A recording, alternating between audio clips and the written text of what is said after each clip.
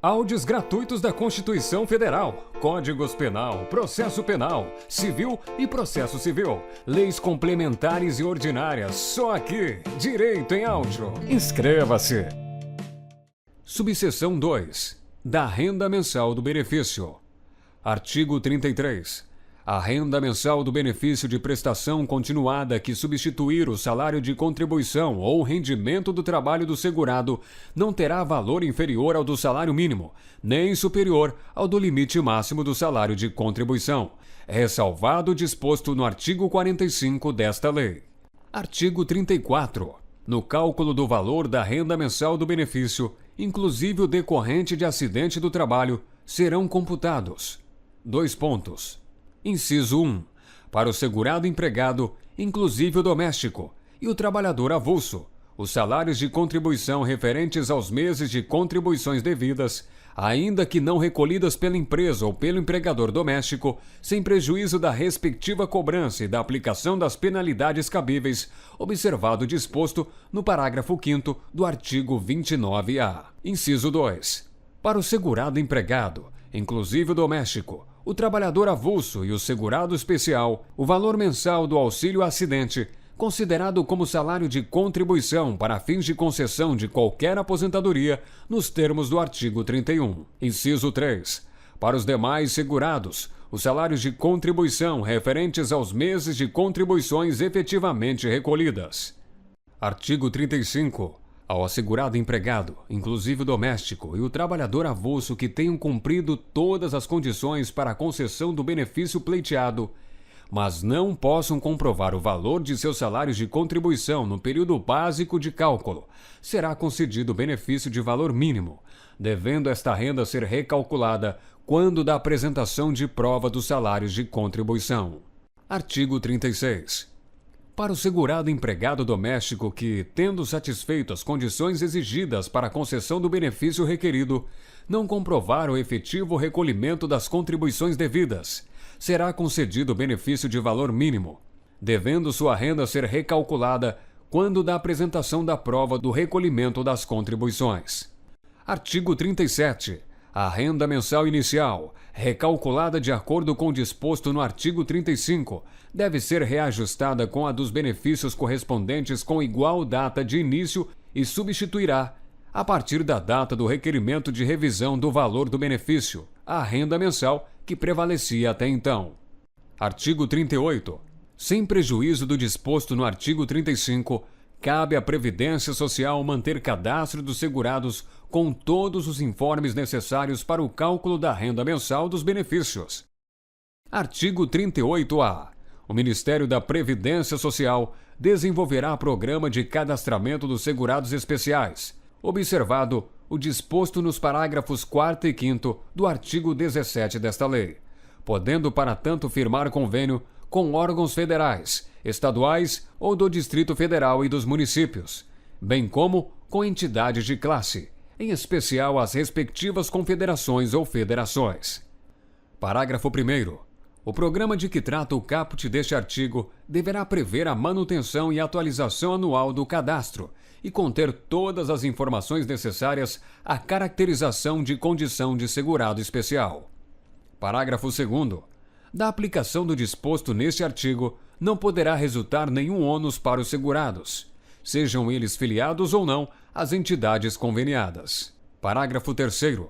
O INSS, no ato de habilitação ou de concessão de benefício, deverá verificar a condição de segurado especial e, se for o caso, o pagamento da contribuição previdenciária, nos termos da Lei nº 8.212, de 24 de julho de 1991, considerando, dentre outros, o que consta no Cadastro Nacional de Informações Sociais CNIS, de que trata o artigo 29-A desta lei. Artigo 38-B. O INSS utilizará as informações constantes no cadastro de que trata o artigo 38-A para fins de comprovação do exercício da atividade e da condição do segurado especial e do respectivo grupo familiar. Parágrafo único. Havendo divergências de informações para fins de recolhimento de direito com vistas à concessão de benefício, o INSS poderá exigir a apresentação dos documentos previstos no artigo 106 desta lei. Artigo 39. Para os segurados especiais, referidos no inciso 7 do artigo 11 desta lei, fica garantida a concessão. Inciso 1. De aposentadoria por idade ou por invalidez, de auxílio-doença, de auxílio-reclusão ou de pensão, no valor de 1 salário mínimo, e de auxílio-acidente, conforme disposto no artigo 86, desde que comprove o exercício de atividade rural, ainda que de forma descontínua, no período imediatamente anterior ao requerimento do benefício, igual ao número de meses correspondentes à carência do benefício requerido, ou, inciso 2, dos benefícios especificados nesta lei, observados os critérios e a forma de cálculo estabelecidos, desde que contribuam facultativamente para a Previdência Social na forma estipulada no Plano de Custeio da Seguridade Social. Parágrafo único. Para a segurada especial fica garantida a concessão do salário maternidade no valor de 1 salário mínimo, desde que comprove o exercício de atividade rural, ainda que de forma descontínua, nos 12 meses imediatamente anteriores ao do início do benefício. Artigo 40. É devido abono anual ao segurado e ao dependente da Previdência Social que, durante o ano, recebeu auxílio-doença, auxílio-acidente ou aposentadoria, pensão por morte ou auxílio-reclusão. Parágrafo único. O abono anual será calculado no que couber, da mesma forma que a gratificação de Natal dos trabalhadores, tendo por base o valor da renda mensal do benefício do mês de dezembro de cada ano. Seção 4. Do reajustamento do valor dos benefícios. Artigo 41. Revogado. Artigo 41-A. O valor dos benefícios em manutenção será reajustado anualmente na mesma data do reajuste do salário mínimo, pro rata, de acordo com suas respectivas datas de início ou do último reajustamento, com base no Índice Nacional de Preços ao Consumidor, INPC, apurado pela Fundação Instituto Brasileiro de Geografia e Estatística, IBGE. Parágrafo 1º. Nenhum benefício reajustado poderá exceder o limite máximo do salário de benefício na data do reajustamento, respeitados os direitos adquiridos. Parágrafo 2º. Os benefícios com renda mensal superior a 1 salário mínimo serão pagos do 1º ao 5º dia útil do mês subsequente ao de sua competência, observada a distribuição proporcional do número de beneficiários por dia de pagamento. Parágrafo 3º. Os benefícios com renda mensal no valor de até 1 salário mínimo serão pagos no período compreendido entre o 5º dia útil que anteceder o final do mês de sua competência e o 5º dia útil do mês subsequente, observada a distribuição proporcional dos beneficiários por dia de pagamento. Parágrafo 4º. Para os efeitos dos parágrafos 2º e 3º deste artigo, considera-se dia útil aquele de expediente bancário com horário normal de atendimento. Parágrafo 5º. O primeiro pagamento do benefício será efetuado até 45 dias após a data da apresentação, pelo segurado, da documentação necessária à sua concessão. Parágrafo 6º. Para os benefícios que tenham sido majorados devido à elevação do salário mínimo, o referido aumento deverá ser compensado no momento da aplicação do disposto no caput deste artigo, de acordo com as normas a serem baixadas pelo Ministério da Previdência Social. Seção 5. Dos benefícios. Subseção 1. Da aposentadoria por invalidez. Artigo 42. A aposentadoria por invalidez, uma vez cumprida, quando for o caso, a carência exigida será devida ao segurado que, estando ou não em gozo de auxílio-doença, for considerado incapaz e insusceptível de reabilitação para o exercício de atividade que lhe garanta a subsistência, a ser-lhe paga enquanto permanecer nesta condição. Parágrafo 1º. A concessão de aposentadoria por invalidez dependerá da verificação da condição de incapacidade mediante exame médico-pericial a cargo da Previdência Social, podendo o segurado, às suas expensas, fazer-se acompanhar de médico de sua confiança. Parágrafo 2º. A doença ou lesão de que o segurado já era portador, ao filiar-se ao regime geral de Previdência Social, não lhe conferirá direito à aposentadoria por invalidez, salvo quando a incapacidade sobreviver por motivo de progressão ou agravamento dessa doença ou lesão. Artigo 43. A aposentadoria por invalidez será devida a partir do dia imediato ao de cessação do auxílio-doença, ressalvado o disposto nos parágrafos 1º, 2º e 3º deste artigo. Parágrafo 1º. Concluindo a perícia médica inicial pela existência de incapacidade total e definitiva para o trabalho, a aposentadoria por invalidez será devida. A linha A. Ao segurado empregado, a contar do 16º dia do afastamento da atividade ou a partir da entrada do requerimento, se entre o afastamento e a entrada do requerimento decorrerem mais de 30 dias.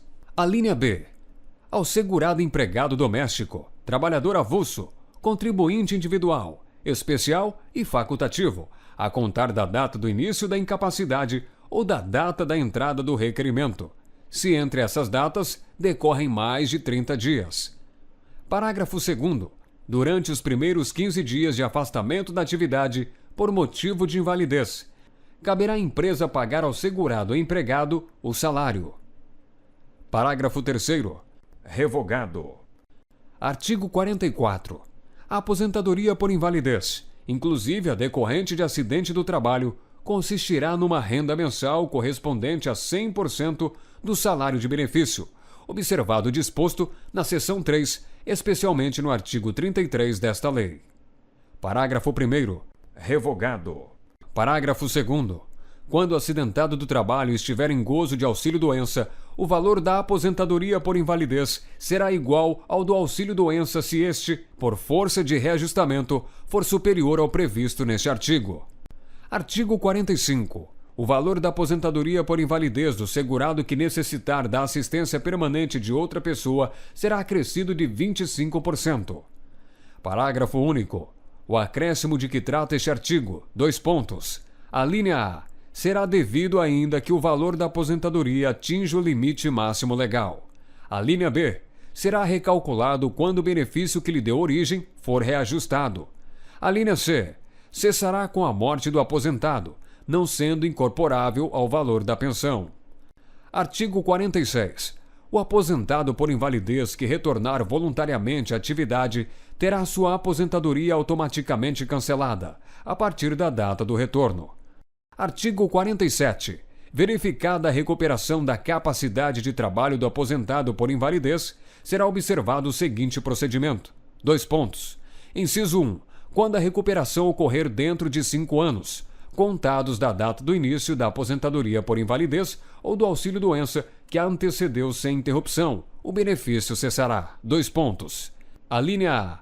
De imediato, para o segurado empregado que tiver direito a retornar à função que desempenhava na empresa quando se aposentou, na forma da legislação trabalhista, valendo como documento, para tal fim, o certificado de capacidade fornecido pela Previdência Social. Ou, a linha B. Após tantos meses quantos forem os anos de duração do auxílio-doença ou da aposentadoria por invalidez, para os demais segurados. Inciso 2. Quando a recuperação for parcial, ou ocorrer após o período do inciso 1, ou ainda quando o segurado for declarado apto para o exercício de trabalho diverso do qual habitualmente exercia, a aposentadoria será mantida, sem prejuízo da volta à atividade.